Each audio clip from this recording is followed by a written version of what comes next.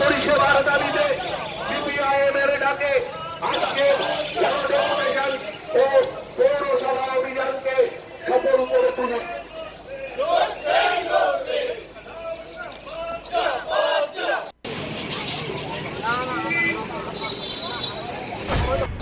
জলপাইগুড়ির পুরসভার নাগরিক পরিষেবা মুখ থুবড়ে পড়েছে। প্রতিবাদে মঙ্গলবার পুরসভা অভিযানে সামিল হলো সিপিআইএম। দীর্ঘদিন থেকে বেহাল রাস্তার খানাখন্দে ভরা, বারবার রাস্তা সংস্কারের দাবি তোলা হলেও কাজ হচ্ছে না। আশ্রিত প্রকল্পের জলের পাইপ যখন তখন যেখানে সেখানে ভেঙে ফেটে যাচ্ছে বলে অভিযোগ। দ্রুত বেহাল রাস্তা সংস্কারের দাবি তোলা হয়। এছাড়া পথশ্রী প্রকল্পের রাস্তা সংস্কারের কাজ বন্ধ রয়েছে বলে জানা যায়। আবেদন করেও পুরো নাগরিকেরা পাচ্ছেন না বার্ধক্য ও বিধবা ভাতা। কেউ 4-5 বছর আগে আবেদন করেছিলেন, তবুও মেলেনি ভাতা। এর জেরে খুবই সমস্যায় পড়ছেন বৃদ্ধ, বৃদ্ধা এবং বিধবারা। নিকাশি ব্যবস্থা উন্নত করার দাবি তোলা হয়। নোংরা আবর্জনা নিয়মিত পরিষ্কার করা হচ্ছে না, এর জেরে হচ্ছে সমস্যা। কয়েক দফায় আবেদনপত্র জমা করেও কাজ হচ্ছে না। হাউস ফর অল প্রকল্পের টাকা সঠিক সময়ে পাচ্ছেন না উপভোক্তারা। ঘর বানানোর জন্য কেউ ভাড়া বাড়িতে রয়েছেন কিংবা অস্থায়ীভাবে রয়েছেন। দ্রুত উপভোক্তাদের ঘরের টাকা বিলি করার দাবি তোলা হয়। পুরসভার অবসরপ্রাপ্ত কর্মীরা নিয়মিত পেনশন পাচ্ছেন না। অস্থায়ী কর্মীদের বেতন সঠিক সময়ে দেওয়া হচ্ছে না সহ একাধিক দাবিতে পুরো পরিষেবা স্বাভাবিক করার জন্য অভিযান বলে দাবি সিপিআইএম এর। এদিন শহরের ডিবিসি রোডের সিপিআইএম এর কার্যালয় থেকে মিছিল বের হয়। পুরসভায় এসে বিক্ষোভ শুরু করেন দলের নেতাকর্মীরা। একাধিক দাবি তুলে চেয়ারম্যানের সঙ্গে আলোচনা করলেন নেতারা। উপস্থিত ছিলেন সিপিএম এর জেলা সম্পাদক পীযূষ মিশ্র, সিপিআইএম এর সদর পূর্ব এরিয়ার কমিটির সম্পাদক দেবরাজ বর্মন, কৃষ্ণ সেন, 23 নম্বর ওয়ার্ডের পুরো প্রতিনিধি সঞ্চিতা পঞ্চানন ধর সহ অনেকে।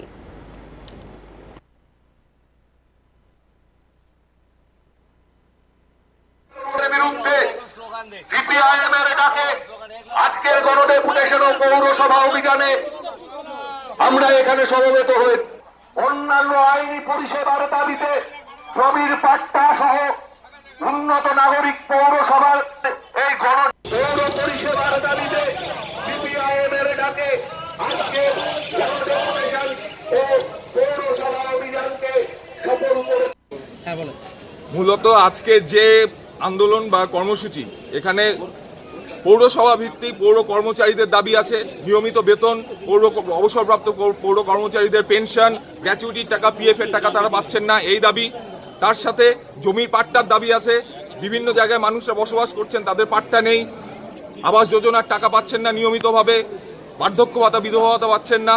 এবং তার সাথে যে দাবিগুলো আছে জলপাইগুড়ির পৌর পরিষেবার বেহাল দশা। অমৃত প্রকল্পের জল আজকে ভাবুন, ওই 13 নম্বর 14 নম্বর ওয়ার্ডে 2022 সালে পৌরসভায় নির্বাচনের আগে বাড়ির 50-60টা পরিবারের কাছ থেকে 5,000 5,500 টাকা করে নেওয়া হয়েছিল রসিদ দিয়ে। আমরা রসিদ নিয়ে এসেছি।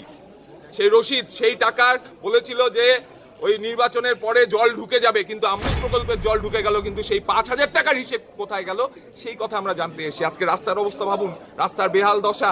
রাস্তায় যে কোনো সময় টোটো উল্টে অ্যাক্সিডেন্ট হয়ে যাচ্ছে। কালকে এক জায়গায় আমাদের পথ অবরোধ করেছিলাম, সেখানে পুলিশ এসে আমাদের আটকেছে। ঠিক আছে, আমরা বলছি অবিলম্বে সাধারণ মানুষের যে পৌর পরিষেবার পাওয়ার কথা সেগুলো নিশ্চিত করতে হবে। জল থেকে শুরু করে আবর্জনা পরিষ্কার, নালা নর্দমা পরিষ্কার, জলপাইগুড়ি জলের সমস্যা সেটার নিরসন, সেই উদ্যোগ পৌরসভার দেখছি না। একটা জনস্বার্থ বিরোধী একটা উদাসীনতা এই পৌরসভার মধ্যে বিরাজ করছে গত 5 বছর 6 বছর ধরে। তার বিরুদ্ধেই আমরা কথা বলতে এসেছি।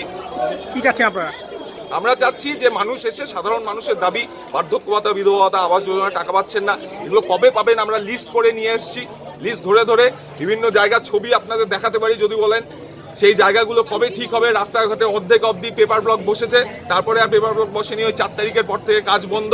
আমরা বলছি কাউন্সিলরের তোমার দেখা নাই হতে পারে, কিন্তু জলপাইগুড়ি মানুষের পৌর পরিষেবা পাওয়ার অধিকারটা তার সাংবিধানিক অধিকার, সেই অধিকারটাকে আমরা আজকে ছিনিয়ে নিতে এসেছি। রাজ্যে পালাবদলের পর কি আরো সমস্যা বেড়েছে নাকি আগের থেকে এরকম? দেখুন, রাজ্যে পালাবদলের পর আমরা দেখতে পাচ্ছি, আমরা আগের থেকেই বলেছিলাম যে এই বিজেপি সরকার, বিজেপি দলটা আরো বেশি স্বৈরাচারী, আরো বেশি অগণতান্ত্রিক, এবং সবার আগেই আমরা দেখলাম হকারের পেটে লাথি মারলো। এবং এর সঙ্গে আমাদের এটাও দাবি আছে যে কোর্ট রায় দিয়েছে যে কোনো হকার, কোনো বস্তিবাসীকে পুনর্বাসন ছাড়া উচ্ছেদ করা চলবে না, এই দাবি আমাদের আছে। এবং তার সাথে যেভাবে এই বিজেপি সরকার, মানে বিজেপির বিটা হয়ে গেছে বুলডোজার জনতা পার্টি, যেভাবে বুলডোজার দিয়ে সাধারণ গরিব মানুষের বসতি, সাধারণ গরিব মানুষের বাসস্থান, কর্মসংস্থানের উপর আঘাত করছে, তার প্রতিবাদ আমরা এই লাল ঝান্ডা করছে, আপনারা দেখেছেন।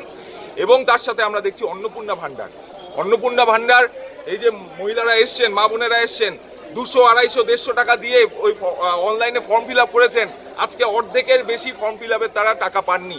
তাহলে ওই ভোটের আগে প্রতিশ্রুতি দিয়েছিল বিজেপি যে প্রত্যেক মহিলা হচ্ছে যারা আবেদন করবেন তারা লক্ষ্মীর ভান্ডারের টাকা পাবেন। তো এটাও কি ওই 15 লক্ষ টাকার মতো জুমলা হয়ে গেল, না বছরে 2 কোটি বেকারের চাকরির মতো জুমলা? আমরা এই প্রশ্নগুলোই করতে এসেছি। কিছুদিন আগে আমরা দেখেছি এই পুরপ্রধান শরৎ চট্টোপাধ্যায় তিনি নীতিগত কর্মসূচি এটা ঘোষণা করে এসেছেন, অর্থাৎ ভালো তৃণমূল বা আসল তৃণমূল বলে যেটা কটাক্ষ করা হচ্ছে, তারপর থেকে আরো সমস্যা বেড়েছে।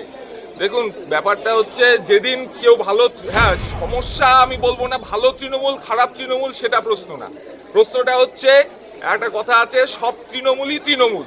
এবার আজকে আমি কালীঘাটের তৃণমূল হয়ে আছি, আজকে আমি খারাপ তৃণমূল, এবং গত কয়েকদিন আগে দেখলাম আমাদের জলপাইগুড়ি সভানেত্রী মহুয়া গোপ তিনিও জয়েন করেছেন। তার মানে কি তার আগের দিন অবধি তিনি কালীঘাটের তৃণমূল ছিলেন? তার মানে আমরা বুঝছি একটা আশ্রয়, যাতে যেই দুর্নীতির মধ্যে গ্রস্ত হয়ে আছেন এরা, সেখান থেকে একটা যদি আশ্রয় পাওয়া যায়, সেই আশ্রয়ের জন্য যেহেতু ঋতব্রত ব্যানার্জির সাথে শুভেন্দু অধিকারীর একটা, আপনারা বুঝতে পারছেন, একটা শ্যাডো বিরোধী দল তৈরি করেছে বিজেপি, একটা যেহেতু বোঝাপড়া হয়ে আছে, তাই ওই ঋতব্রতর দলে গিয়ে যোগদান। তো আমরা বলছি তৃণমূল যাই হোক, সাধারণ মানুষের দাবিটা, সাধারণ মানুষের অধিকারগুলো আদায় করে নিতে হবে। পৌর পরিষেবার থেকে ওদের বেশি ডেপুটেশনটা হচ্ছে রাজ্য সরকার কেন্দ্রিক ছিল। তার কারণ বার্ধক্য ভাতা, বিধবা ভাতা কথা যদি আপনি বলেন তাহলে রাজ্য সরকার পোর্টাল থেকে যখন ছাড়বে তখন তারা পাবেন। জল নিকাশিতে আমি নিজে চেয়ারম্যান জলপাইগুড়ি মিউনিসিপ্যালিটি হিসাবে চিঠি করেছিলাম ইরিগেশন তাতে সাড়া দিয়েছেন। বিধায়কও নিশ্চয়ই সদর্থক ভূমিকা পালন করেছেন। আজকে গদাধর ক্যানেল আজকে তার নাব্যতা বৃদ্ধির কাজ শুরু হয়েছে। এটা 3 বছর আগেও আমি যখন ভাইস চেয়ারম্যান ছিলাম তখন এই ইরিগেশনের সাথে মিটিং করে তখন এবং তাকে চিঠি করে সেই সময় নাব্যতা বৃদ্ধি করা হয়েছিল গদাধর ক্যানেলে। জলপাইগুড়ি শহরের 11, 12, 13, 14, 15, 16 এই ওয়ার্ডগুলোর যে জলটা এটা কিন্তু গদাধর ক্যানেল দিয়ে যায়। আরেকটা বড় অংশের জল 1, 2, 3, 4, 5-এর একটা বড় অংশ ধরধরা দিয়ে যায়। আমি সেচ দপ্তরকে অনুরোধ করব, আবার চিঠি করব, একটা চিঠি করা আছে ইতিমধ্যে, যে ধরধরা ক্যানেলেরকেও তার নাব্যতা বৃদ্ধি করতে হবে।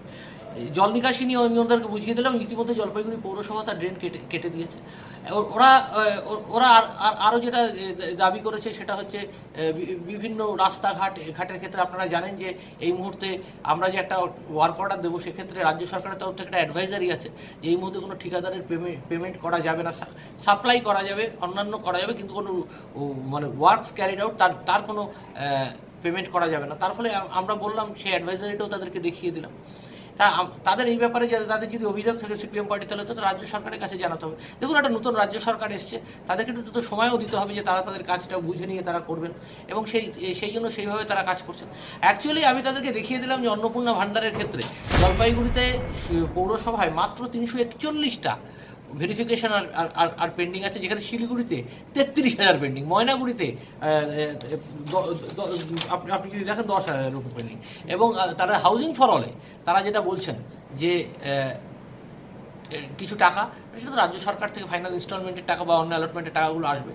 আমি তো বারবার বলছি যে প্রথম একটা রাজ্য সরকার, অনেকদিন পরে একটা নতুন রাজ্য সরকার এসছে, এবং সেই রাজ্য সরকারকে কিছুটা আপনাকে ব্রিদিং স্পেস দিতে হবে। তারপর তারা নিশ্চয়ই তাদের টাকাগুলো ছাড়বেন, টাকাগুলো ছাড়লেই পৌরসভা ডিসবার্স করে দেবে। অ্যাকচুয়ালি পৌর পরিষেবায় খুব একটা অভিযোগ আপনারা তো সামনে ছিলেন যে খুব একটা তুলে ধরতে পারেননি, কিন্তু যেটা ছোটোখাটো যেগুলো সমস্যা আছে সেগুলো আমরা সলভ করে দেবো, সেটা বলেছি। পৌর পরিষেবার থেকে ওদের পৌর পরিষেবার দাবিতে